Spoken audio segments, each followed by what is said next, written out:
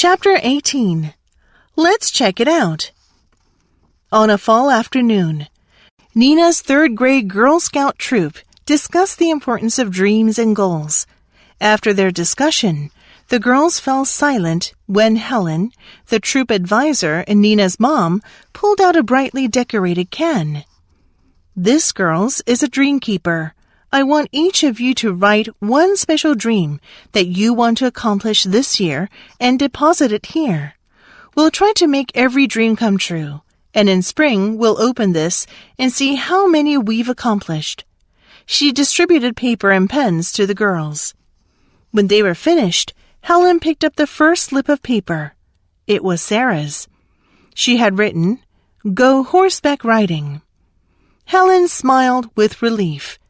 She predicted that the girls would earn the Horse Lover's Badge, which included horseback riding. Jillian had written, "Go to an amusement park." Great! Marine World had an annual Girl Scout Day, and their cookie proceeds could fund that. Corrine had written, "Go camping." Helen loved camping and would be happy to lead a trip. Rachel had written, "Get a kitten." That would be a little trickier, but Helen would encourage her to earn the Pet Care Badge. Her parents loved animals and would agree to her dream. Helen stared anxiously at the last slip before her. It was the one she most longed and most dreaded to read, her daughter's. With a child's faith, Nina believed that dreams come true. Slowly, Helen unfolded the paper. Nina's writing was dark and firm. Go to the Olympics. Helen sighed. It was a trip they couldn't afford. That night, she lay awake in bed, thinking how she could show Nina that dreams are worth holding on to. The next day during dinner, Helen said, "I bet that someday you will go to the Olympics, but we can't afford that trip this year. So instead, let's go see the torchbearers when they run through town, watch the games on television, and look for newspaper articles." It was all she could think to do. Nina paused for a moment, and then she smiled brightly. "Thanks, Mom. Doing those things will be great." She added, "But I'll save money and pray about it so that I can realize my dream." Helen hugged Nina. Admiration for her good heart washed over Helen. Exercises. Numbers 1 through 3. A pragmatist, Kafka knew he couldn't rely on making a living as a writer. He pursued several fields in college, chemistry, philosophy, the humanities, before landing in what he considered the most adaptable field of all, law. But he continued to write on the side, and after abandoning his first attempt at a novel in 1904, he began working on a short story that he wrestled with for 5 years, the aptly named Description of a Struggle.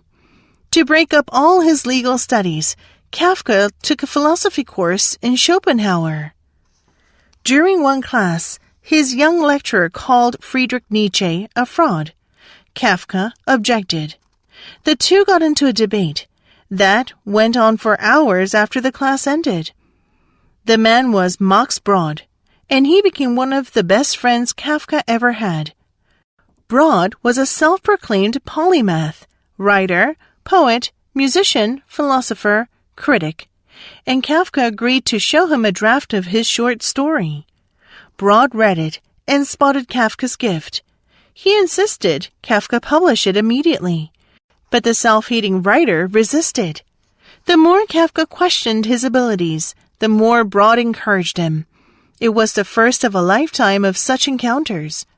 Brod worked tirelessly to stop his friend from burning manuscripts and have him instead submit them for publication. Eventually, Kafka submitted Description of a Struggle, and it was published. Thanks to the support of his friend, he continued to write regularly until he died of tuberculosis at age 40. While he was dying, Kafka instructed both his lover, Dora Diamond, and Brod to destroy all of his manuscripts.